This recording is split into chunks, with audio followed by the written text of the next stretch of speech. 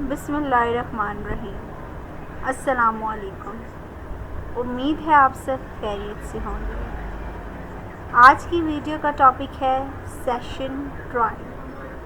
Session trial को समझने से पहले हम देख लेते हैं कि सेशन ट्रायल जो है हम डिस्कस कहाँ कर रहे हैं। क्रिमिनल प्रोसीजर कोड का एक बहुत इम्पॉर्टेंट टॉपिक है सेशन ट्रायल। इसकी आज हम इस वीडियो में ईच एंड एवरीथिंग इसको हर पॉइंट ऑफ व्यू से डिस्कस करेंगे। ये कहाँ फॉल करता है, इसकी कौन सी प्रोविजंस हैं, क्या मेजर इसके एसेंशियल्स हैं, ट्रायल होता क्या है, सेशन ट्रायल क्या है, और जो बाकी ट्रायल्स हैं, मजिस्ट्रेट का जो ट्रायल है या समरी ट्रायल है, उसमें क्या डिफरेंस है। सो इसको हम आज डिस्कस करने वाले हैं।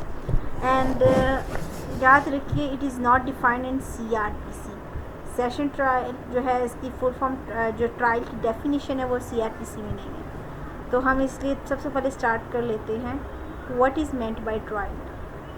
So the expression trial is not defined in the CRPC. I already told you that the definition of CRPC, the definition of trial is not defined in CRPC. However, it may be defined as under a formal examination of evidence in a court of law in order to decide if a person is guilty of a crime.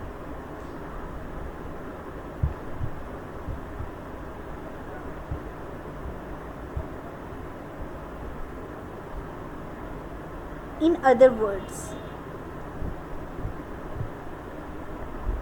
that is a kind of debate, that trial is a kind of debate between two groups called parties who have different stories or versions of what actually happened.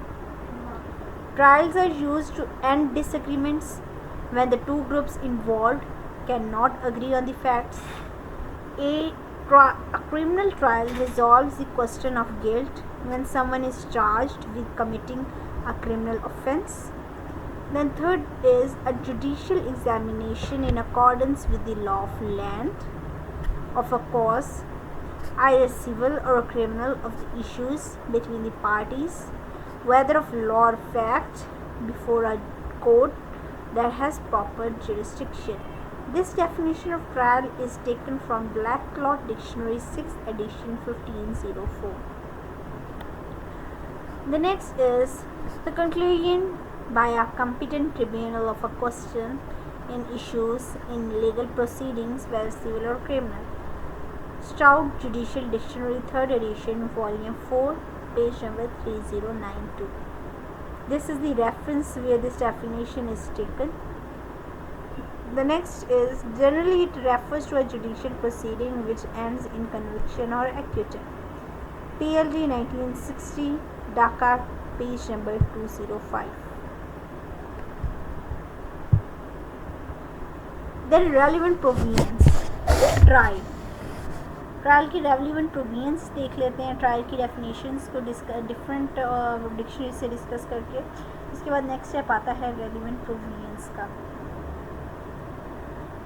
Chapter 22A, जिसमें section 265A to 265 CRPC deals with the session trial. Before the regular trial can commence, the following pre-trial steps are necessary to be taken. अब वो pre-trial steps कौन से हैं? अगर trial start करना है तो वो कौन से necessary steps हैं वो देख लेते हैं। These are 9 steps. The first step is determination of place of trial, कि वो place determine करना कि trial हो कहाँ रहा है. Then determination of jurisdiction. Then third point is determination of juvenility, etc. Then fourth is cognizance of offence by the court. Then the fifth is issue of process to procure the attendance of the accused persons. And then sixth is other matters such as supplying copies, accused counsel. And the last point is trial of complaint and police case arising out of the same offense. So these are the necessary steps that are called pre-trial steps. तो उसको discuss कर लेते हैं in detail. जो हम पहला step पढ़ के आए हैं प्लेस ऑफ ट्रायल का, चैप्टर 15 में.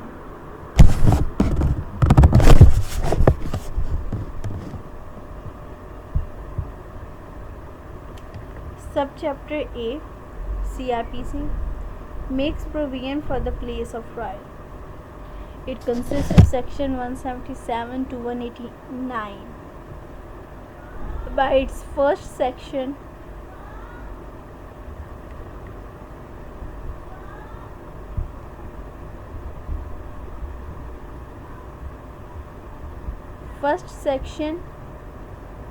of 177, it provides that every offence shall be ordinarily be inquired into and tried by a court within the local limits of whose jurisdiction it was committed.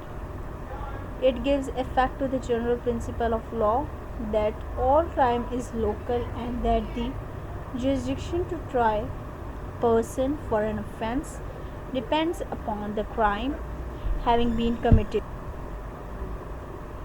It gives effect to the general principles of law that all crime is local and that the jurisdiction to try a person for an offence depends upon the crime having been committed within the area of such jurisdiction. Section 178 to 187 provides the determination of place of trial. The next step 2 is determination of jurisdiction like ATA, etc. The very first duty of the court is to see that if it has the jurisdiction over the matter, क्या वाकई उस matter पे इस court की jurisdiction बनती है. सबसे पहला जो काम है और सबसे पहली ड्यूटी है कोर्ट की वो ये डिटरमाइन करना है. Next is to examine this point at an initial stage is a step to save the valuable time of the court.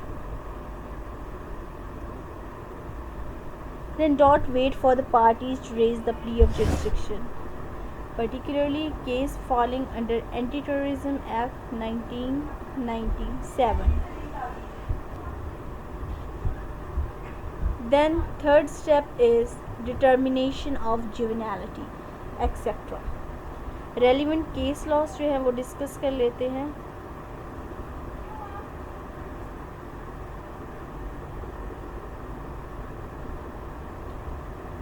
Sultan Ahmad versus ADDL यानी एडिशनल सेशन जज 1 मियाँ वाली and 2 others.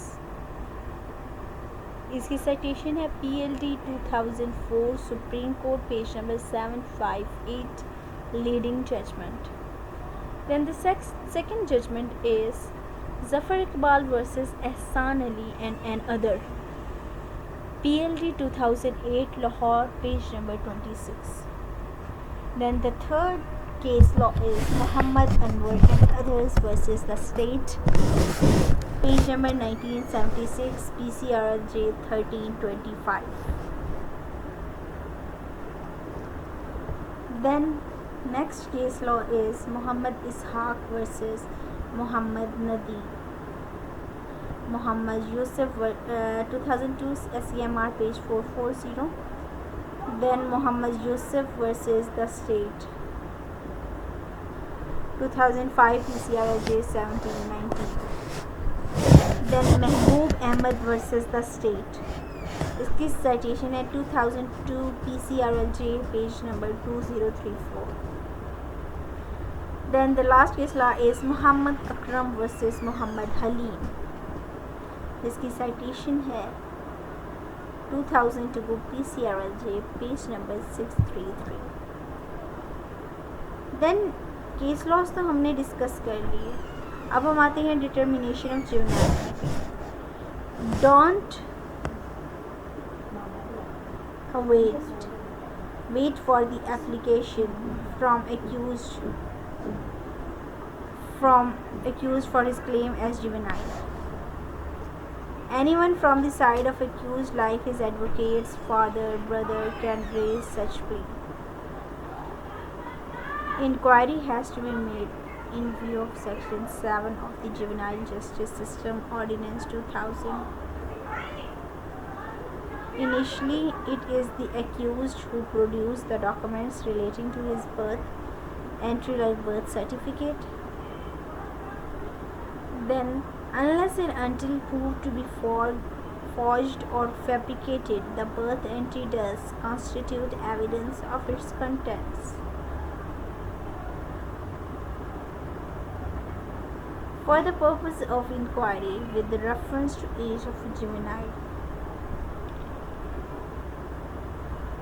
court was bound to requisition the original records, summons and examination the authors and custodians of such record and documents in order to determine the genuineness of the same. Where birth certificates and other documents issued by education institution giving the date of birth of an accused are available on record, and unless such certificates are held to be fraudulent and or bogus, they are to be relied upon.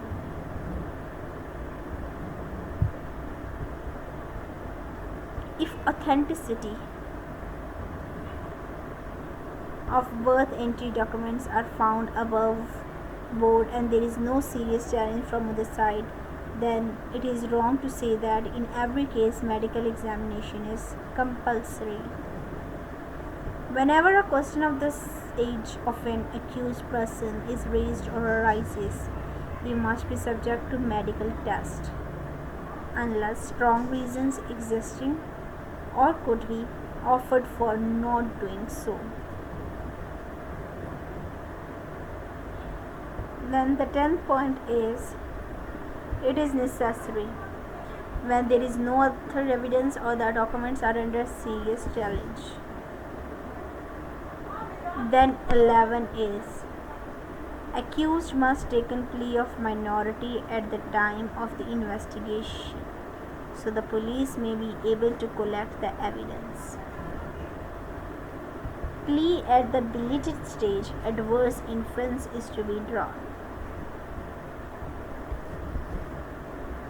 Number 13 is, medical opinion cannot override evidence of birth certificate. The ossification test can only give a clue as to the age but cannot be conclusive proof, and this exercise has to be distorted only when there is no other proof available, like the school leaving certificate or a birth certificate, and the court is in the quandary about age of the accused. The next fourth step is,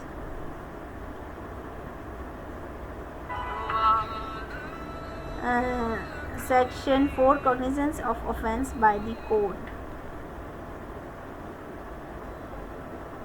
Section 190 CRPC provides for cognizance of offences by magistrate by its subsection 1. All magistrates of the first class or any other magistrate specially empowered by the provincial government on the recommendation of High Court may take cognizance of any offence. A. Upon receiving a complaint of facts which constitute such offence. B.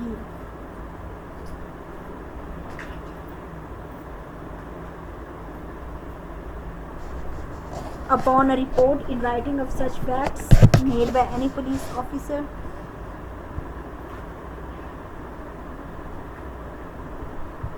Then C. Upon information received from any person other than a police officer or upon his knowledge or suspicion.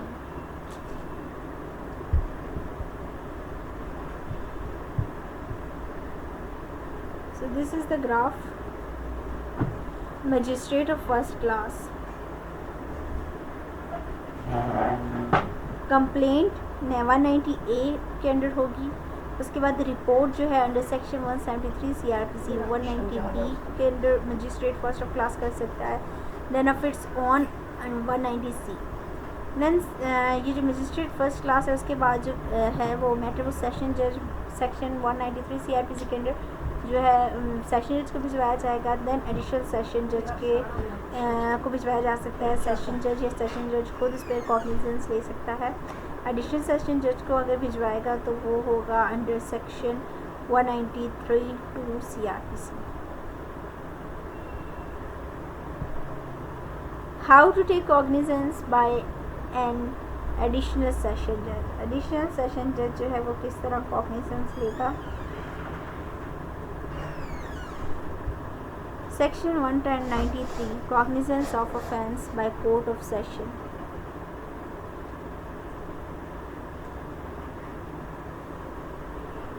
1. Except as otherwise expressly provided by this code or by any other law for the time being in force, no court of session shall take cognizance of any offence as a court of additional jurisdiction unless the case has been sent to it under section 190 subsection 2. Then for what cognizance is to be taken? Point 1 is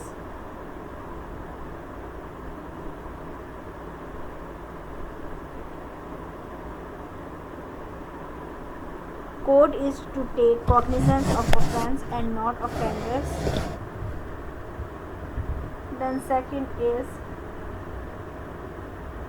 court is competent to call summons any person and to join his as co-accused during the trial.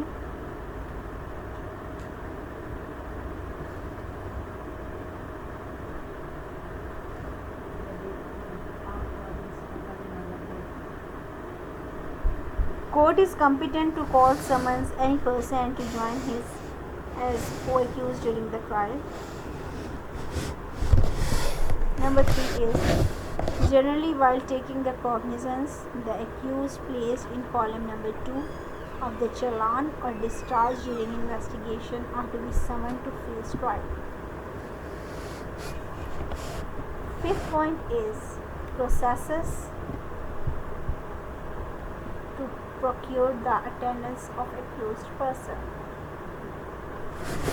The first procedural question concerns the attendance of the accused at trial. If in custody, the accused is brought to court from prison. If on the bail, the accused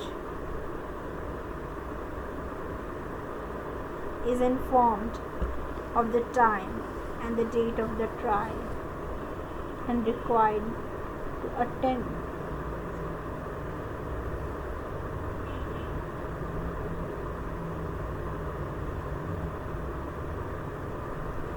Chapter 17 CRPC is titled of Commencement of Proceeding Before the Court. It has two sections, namely Section 204 and 205. Section 204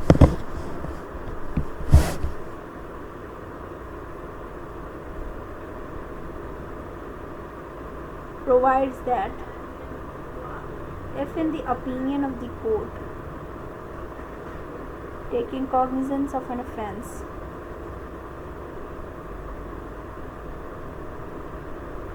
there is sufficient ground for proceeding, it shall issue summons or warrant as the case may be.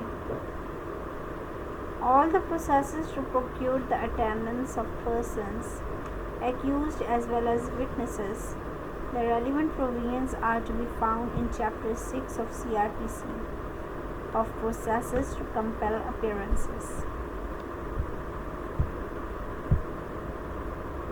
Supplying of copies, Section 265C.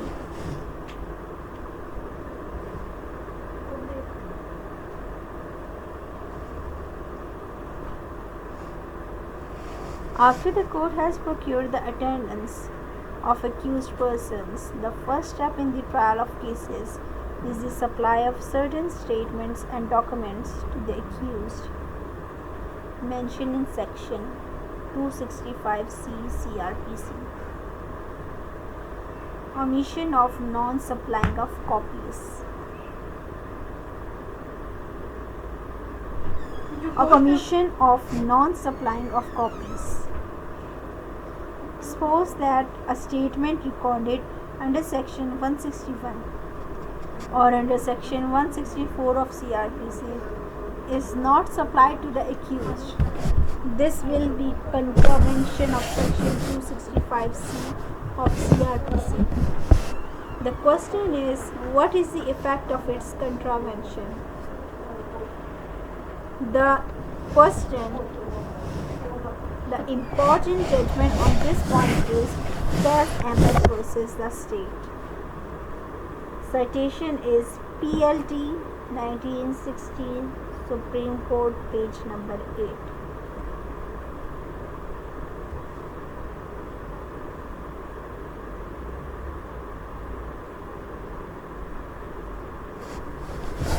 In short, omission or failure to supply copies of statement recorded under section 161 or 164 CRPC by itself will not violate trial, and the question ultimately will be whether this omission or failure had caused any prejudice to the accused in his right of cross-examination. Accused counsel.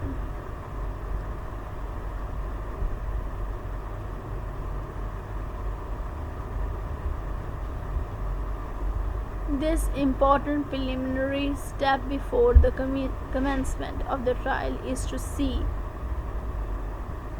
that the accused's right to consent and be defended by a legal practitioner of this choice granted by Article 10 of the Constitution is not denied. Besides Article 10 of the Constitution, Section 341 of CRPC provides for a right to a person of an accused of an offence before criminal trial or against whom proceedings are initiated under CRPC to be defended by the pleader. PLD 1957, Dhaka, page number 101. Before Isfani and Murshid J.J. Moslem Sikdar versus the Chief Secretary Government of East Pakistan and others. Constitution of Pakistan, Article 7.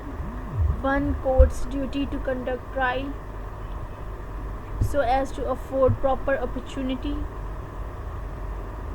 to accused to consult counsel, even though he does not ask to be represented by one trial in contravention of Article 7(1). Procedure for the trial of complaint case and police case arising out of the same offence.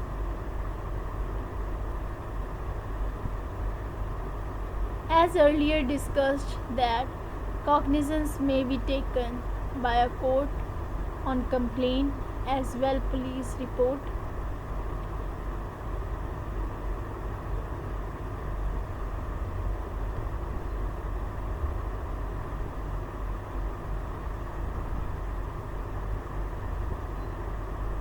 Now, in respect of an offence, there may be a police case only or there may be complainant case only. But there may be cases in which out of an offence arises two cases.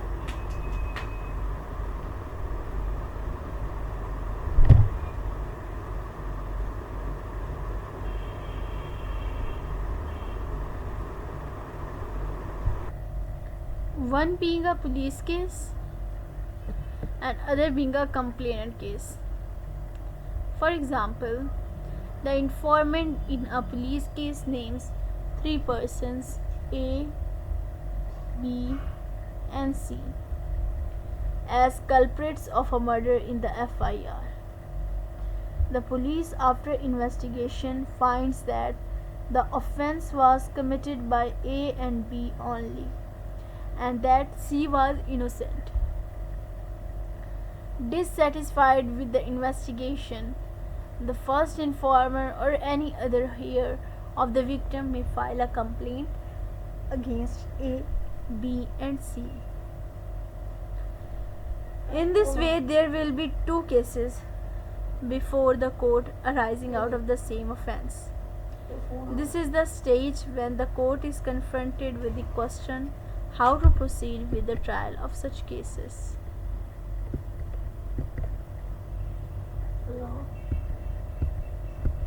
So next,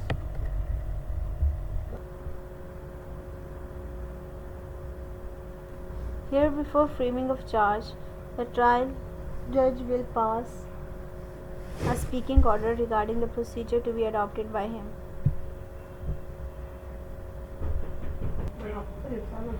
Here before framing of charge, that the charge will pass a speaking order regarding the procedure to be adopted by him. Manzoor Akbar Turk case 2008 MLD page number 728.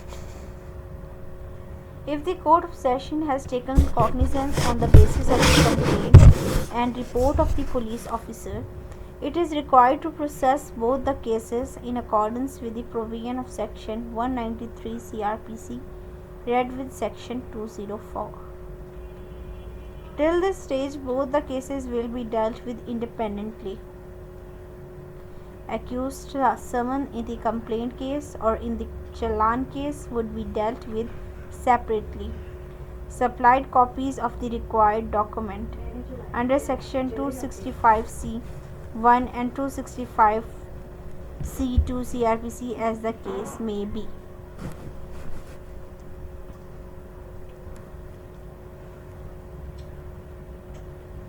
Before framing the charge, the trial judge will pass a speaking order regarding the procedure to be adopted by him. If the private complaint and the police case are to be tried in consolidate manner, if the private complaint and the police case are to be tried independently. The leading authority on this point is Noor Elahi case PLT 1966 Supreme Court page number 708. Ratio decidendi majority view.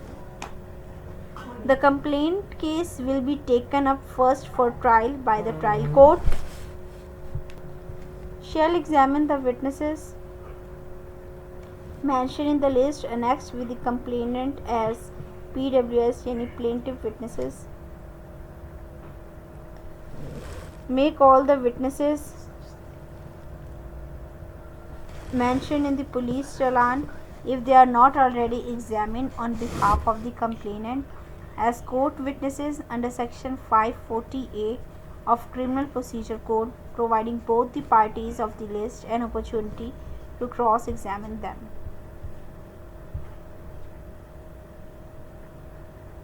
If the trial results in conviction, it would be for the public prosecutor to consider whether or not he should withdraw from the prosecution with the permission of the court under Section 494 of the Criminal Procedure Code in the police challan case.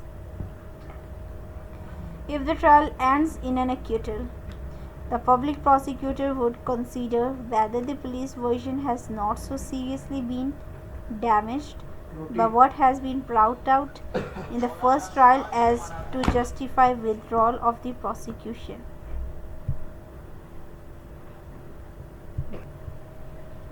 If the public prosecutor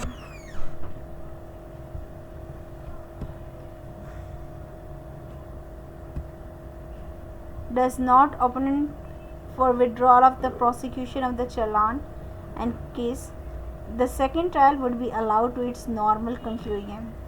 The parties would have the advantage of utilizing the material placed on the record of the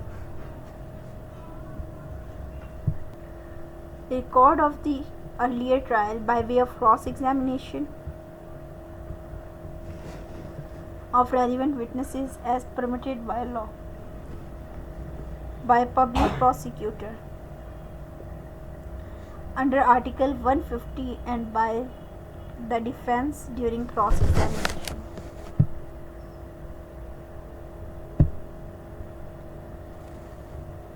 The ratio in Noor Elahi case was considered in Muhammad Bohra vs. State, PLD 1989, Lahore, page number 18.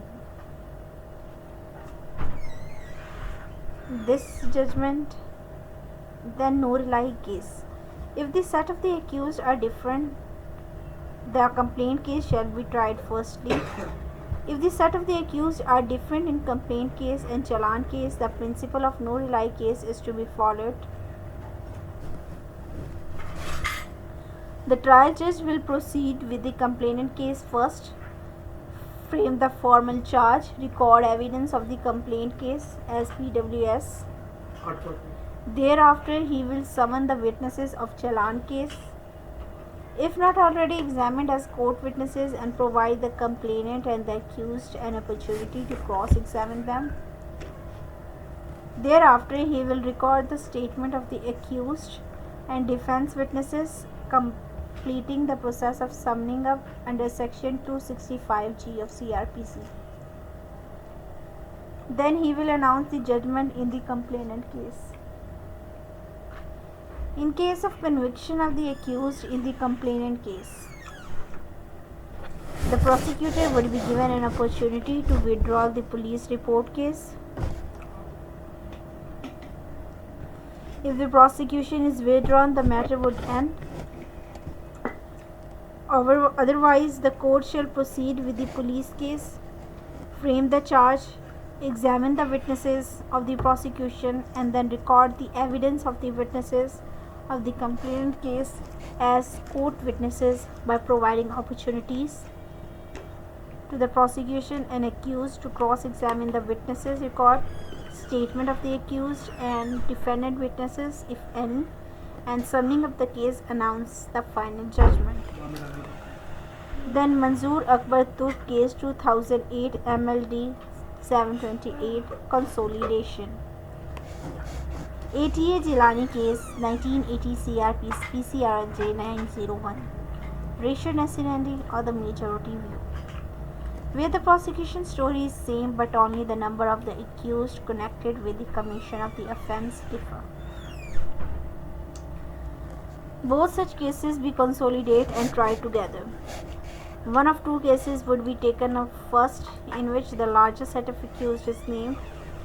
Such witnesses who are not examined in the case firstly taken up but whose names appear in the other case be examined as court witnesses under section 540A CRPC. Both run simultaneously. If the challan case and the complaint case have been filed by different parties containing different versions and are directed against different sets of accused persons, then in such a situation, the trial of the complaint case and the challan case are to be held simultaneously and side by side and not one after the other. 2000 YLR, page number 1144. Before Asif Saeed Khan Khosa, Halim Bibi versus the state. Section 173 and 200, challan case and complaint case. Which is to be tried first? Mode of trial. Two situations distinctions. With the same party launch an FIR, and after having remained dissatisfied with the investigation carried out by the police, files private complaint in respect of the same allegation. Then in such situation, the complaint case is to be tried first, and if needed, the challan case is to be tried later. Legal position is quite different. If the challan case and complaint case have been filed by different parties containing different versions and are directed against different sets of accused persons, then in such a situation, the trial of the complaint case and the challan case are to be held simultaneously and side by side and not one after the other. So these are some important judgments of session trial.